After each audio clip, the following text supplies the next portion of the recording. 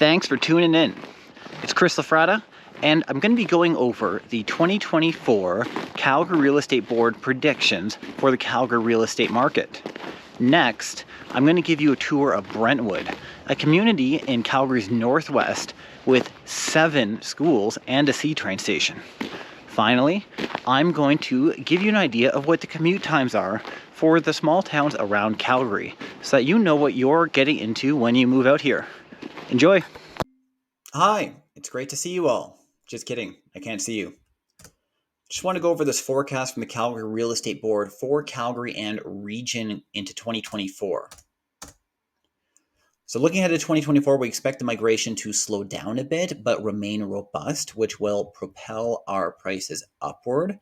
We're expecting, you can see here, this sales and price growth forecast. Sales are expected to be higher than 2023, just marginally, and price also to go up year over year. Economic summary. So the Alberta economy is heavily dependent on oil and gas. That's why you're seeing an oil price in the real estate forecast. Right now, it's $77 per barrel roughly, and we're expecting that to be $78 per barrel in 2024. It's very difficult to predict that, so that could go anywhere. Alberta GDP growth, they expect to be 2.1% in 2024, down from 2.7% in 2023. So we're expected to outperform most other provinces, but it's not boom times here. Don't worry, we're just the cleanest dirty shirt. I just wanted to take a moment to thank our sponsor for today's show. Me. I'm the sponsor. So if you're moving to Calgary, reach out. There's my number below. Chris Lafratta. Look forward to your call. Forecast risk. So if there's a recession, especially in the commodity sector, especially oil and gas, that's going to impact things severely. If there are changes in environmental policy, if Trudeau comes along and says, you know what, we're not having this oil and gas, we're just going to run our cars and trucks on hopes and dreams, then that's seriously going to impact things. And if for some reason people stop moving here, of course, that's going to be an issue. Now, I don't see the migration being an issue, environmental policy. Again, this is not something I foresee impacting this year, but anything is possible. Supply is still demand is far outpacing supply. Lending rates and inflation. So the forecast for the Bank of Canada overnight rate for Q1 is 5%, Q2 4.75%, Q3 4.5%, and Q4 4%. Those predictions are not worth very much. No one predicted during the COVID times that we would get up to 5%. Nobody predicted that. People predicted we get 3% maybe, but it was very few that saw that we would get up to where we are now. So I don't really trust that their projections of when it's going to come back down. Will it come down? Yes. When? Who knows? Employment update. Our employment growth is projected to be 1.7% for 2024, down from 2.9% in 2023. Unemployment rate is expected to be 6.2% in 2024, up from 6.1% in 2023. So that's not actually very good. We want lower employment. It's people need jobs, but it seems like we're adding more people to the population than we have jobs to give them. Kind of an issue. Population. Calgary population growth expected to be 3.6% for 2024, down from 4.7% in 2023. And you can see from this graphic that a lot of these people are coming from Ontario and BC and other provinces, but primarily Ontario and BC. But actually the lion's share of them are coming from other countries. So we're seeing a lot of international migration directly to Alberta. Our housing supply composition is changing. So the housing starts, we actually had a record last year in 2023 for housing starts in Calgary. A lot of them are apartments for rental, row, and detached. Our rental growth is expected to be 10.6% for 2024, up from 9.8% in 2023. So rental is doing well here. A recap of the 2023 housing market. Our sales were down 8%, new listings down 13%, which led to an inventory reduction of 26%, months of supply 1.34%, down 20% year over year. Hot sellers market, benchmark price up 6%. Now, the composition of our housing stock is changing considerably. If you look back to 2021, detached homes made up 61.5% of the sales. And going forward to 2023, that's only 46.4%. The apartment condos in 2023 were 28.8% of the sales, whereas back in 21, they were 15%. So they've almost doubled in 2 years. For a long time, the apartment condo market was not doing very well. But with these price increases, with these interest rate increases, people haven't necessarily been able to afford the townhouse or the detached home that they wanted, and they've had to settle for a condo. Comparing Calgary and Edmonton. Now, Edmonton is not doing nearly as well as Calgary. Their prices were down 4.6% year over year, whereas ours were up 5.8% year over year. For both of them, the sales were down year over year last year, but the inventory in Calgary was much lower. So we're getting a lot more people moving here than Edmonton. The months of supply, that speaks to the drastic difference in the market. Ours is a hot seller's market, and theirs is more of a buyer's market. We're at 1.3 months of supply, so if there were no new listings anymore, everything stopped listing, in 1.3 months we'd run out. In Edmonton, the same thing happened. They run out in 3.4 months. Much more of a buyer's market in Edmonton. Relative affordability. So here in this chart, we're comparing Calgary with the GTA and Greater Vancouver.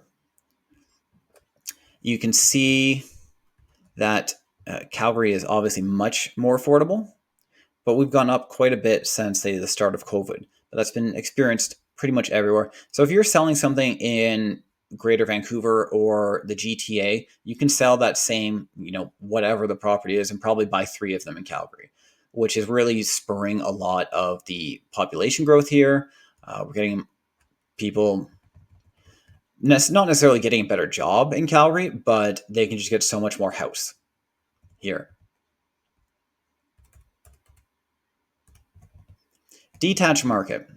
Our year over year benchmark price change in the detached market, we saw the greatest increase in the east. So in the northeast and the east, these were traditionally the most stigmatized area of the city. But with these price increases and interest rate increases, people haven't been able to afford the more desirable areas of the city and had to settle for places they probably wouldn't have gone to if they didn't have to.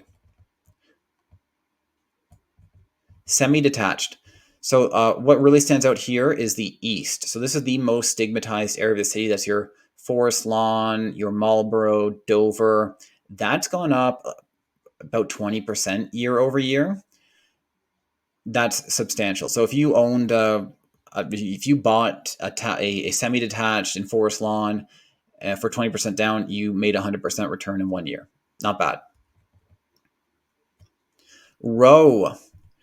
So for the row, so the townhouses, again, the northeast and the east went crazy. So over 20% increases year over year in those regions of the city. And the close runner-up being the south, which people would traditionally call the deep southwest, but the Calgary Real Estate Board calls it the south. So they went up between 16 and 20% year over year. Very good returns. So for apartment condos, again, we saw the most increase in the northeast and the east, over 20% for condos. Again, that was a sector of the market that was not doing well at all for a long time. And with these interest rate increases, a lot of people, they could only afford a condo, and they could only afford it there. Quickly going over the surrounding areas, Airdrie price went up 4.83% year over year. Sales actually down 24% year over year. Chestermere sales up slightly, price up 5.39% year over year. Strathmore, a small town about half hour from Calgary, prices up 5.87% year over year, and sales down, but there's a very small number of sales there typically. High River, prices up 7.67% year over year, and sales down almost 20%. Okotoks, prices up 6.2% year over year, sales down almost 24%. Cochrane, prices up 4.16% year over year, sales down almost 20%. And Canmore, sales up, prices up 8.15% year over year, and prices down 15%. So I'm not going to go through all these. There you have it. Thanks for tuning in. Take care.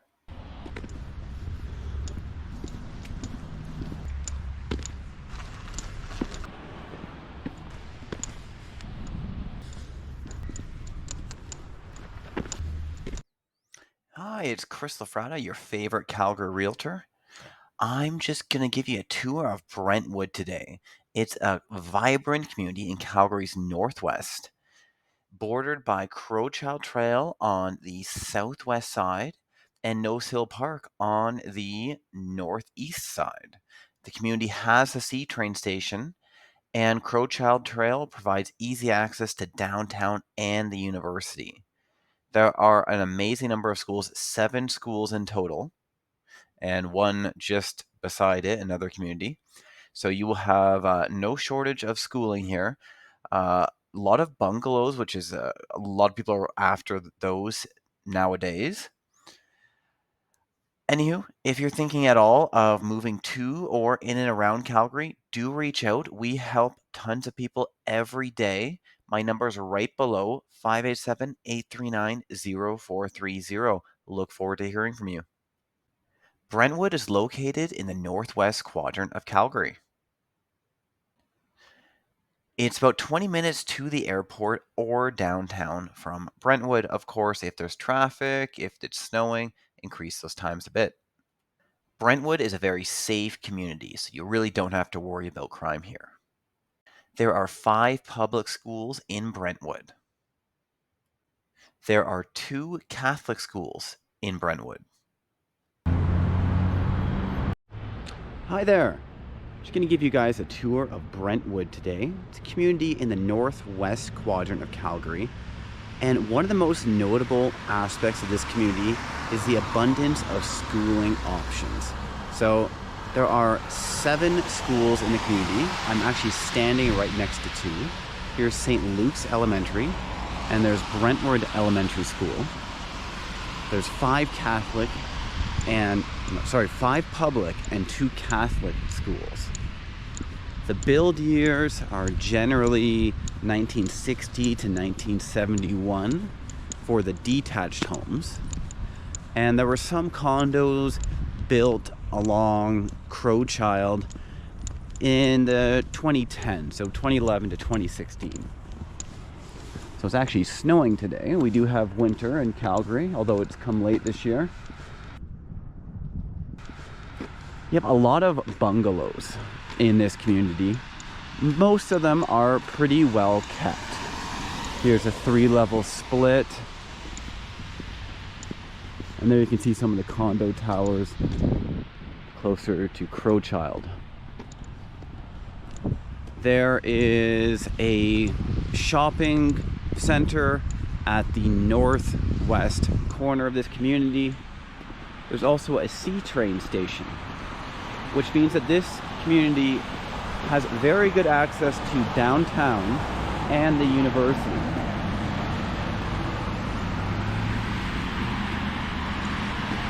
It's a very safe community, and because we're not anywhere close to the rivers, you're not in the flood zone.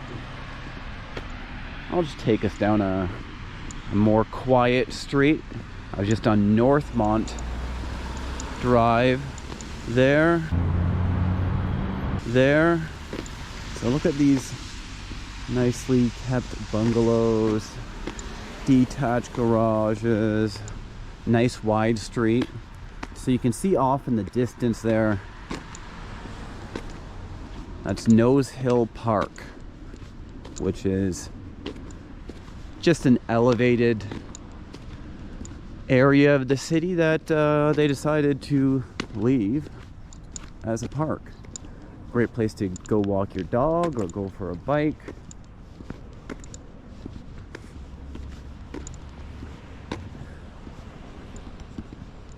So if anyone is moving to Calgary, has some kids, and wants a bungalow, this is a very good option for them. Super safe.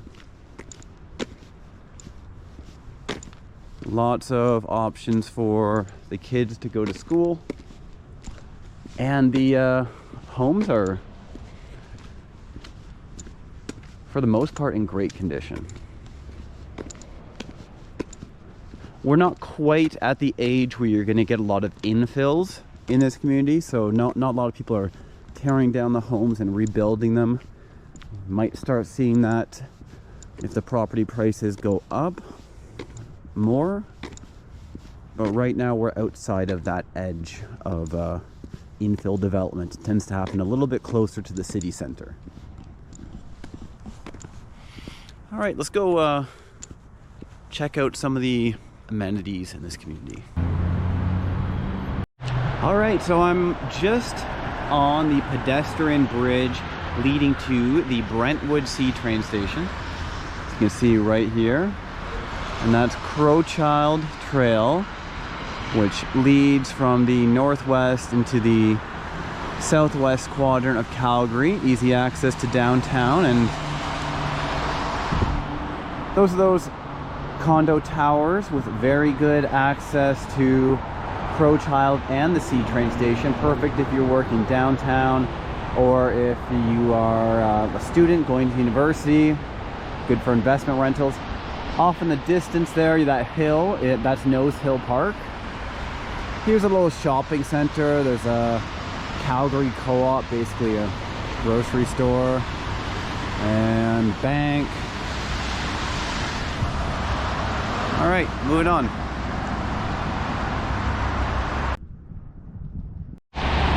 You can actually see a C train parked at the station right now.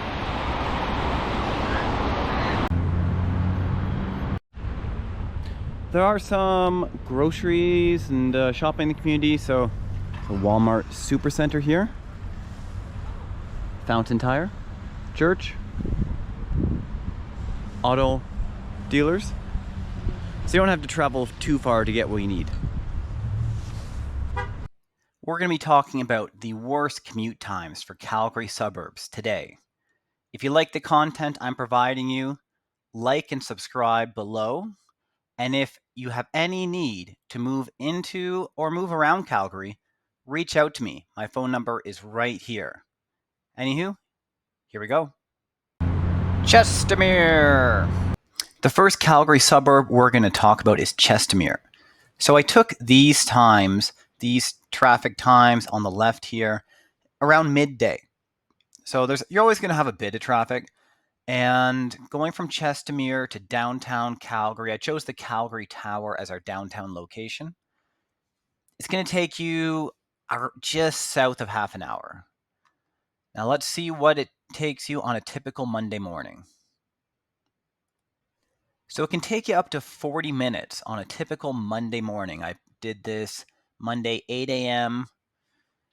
One good thing about Chestermere is you have a few options. You're not stuck to just one route. If one's busy, you can take a different one. And as the crow flies, you're pretty close to downtown. So if there's no traffic, it could be 20 minutes. It's not very likely. But if there's a ton of traffic, it could be up to 40 minutes. Cochrane! Now looking at Cochrane, with no traffic, midday, take you about 32 minutes up to 37 minutes to get from Cochrane to downtown. Now, one thing to keep in mind is there is a bit of traffic in Cochrane itself. So if you're going on the west side of Cochrane, you're going to have to go through the downtown traffic. There's a bit of construction right now. I'm sure that's going to clear up with time, but that will add a few minutes of time to your commute. If you're going on the far east side of Cochrane, it's a little bit quicker. So that'll be like your Glen Eagles neighborhood and some other neighborhoods around there. Let's look at the commute time now. So according to Google, it can take you up to 50 minutes to get downtown Calgary on a Monday morning, 8 a.m. This is not during snow. If you have snow, add 10, 15, maybe even half an hour more, depending on how slow the traffic's going. And you don't have a ton of options in terms of routes here. If you got a slowdown on the one, you're kind of stuck to the other. Now they're going to be opening up the ring road expansion here on the west side, and that might cut your commute time down a little bit, or at least give you another option. But it can be a bit of a haul from Cochrane. Airdrie! Airdrie. So Airdrie, midday traffic, 35 to 45 minutes depending. Now, this really depends. If you're leaving from the far south of Airdrie, then you're not going to hit all the construction that tends to be happening, at least right now, on the highway. You can get here a bit faster. A lot of that slowdown was the construction. And if you're on the north side of Airdrie, it adds perhaps 10 minutes. Let's check out our Monday morning commute. It can take you up to 40 minutes to get downtown. I think it can take you a little bit longer at times. It could be more like an hour if there's any slowdown at all on Deerfoot. That's number 2 in Calgary. And you don't really have any good alternative routes. You might be able to take Stony Trail, hook around to the east once you get into the city, depending on where you're going, but that's taking you a bit out of the way there. So Airdrie, it's not too far, but you really only have one road. Okotoks! Next on our list is Okotoks. So midday, minimal traffic, takes you about 40 minutes to get downtown from Okotoks. Okotoks, you do have a couple of options. So you got Deerfoot, McLeod, and then Stony, the ring road. So if one's clogged up or there's an accident, you do have something else you can jump onto pretty easily. Let's look at our commute time. It can take you up to 50 minutes from Okotoks. That's pretty reliable. Deerfoot's rather slow. McLeod is always slow. The ring road Stony is pretty good from there. It just is a little bit longer. So it's a good alternative. But yeah, about 50 minutes, that's pretty reliable. Strathmore! Next on our list is Strathmore. So Strathmore, midday traffic, you're looking at around 50 minutes, 50 minutes to get downtown Calgary. Of course, that's going on some rural roads, or Highway 1, but outside of the city. So if you're ambitious, you can get there faster. Let's look at our Monday morning commute. It can take you up to an hour or maybe even a little bit more than an hour to get to downtown. So you do have more than one option here, which is great, although your B option does take you on a bit of a trip around downtown, but at least you have more than one option. So it's a bit of a drive from Strathmore. High River! High River, midday traffic. It's about an hour, 50 minutes to an hour to get downtown. That's without any slowdowns. Let's check out our Monday morning commute. Wow, it can take you up to an hour and 20 minutes to get downtown. Now that's only if your main route, Deerfoot Highway 2, has an issue. Then you'll be taking the alternative to go around Stony Trail, a bit of a circuitous route to get downtown. So if you're going from High River downtown, leave early. Crossfield. Looking at Crossfield. Crossfield's a small town just north of Airdrie with minimal midday traffic. Take you 40 minutes to get downtown. Now, when I did this, there was a little bit of construction in Airdrie, but there's always going to be a little bit of construction in Airdrie. Let's see what our Monday morning commute will be. Wow, it can take you up to an hour to get to downtown Calgary from Crossfield.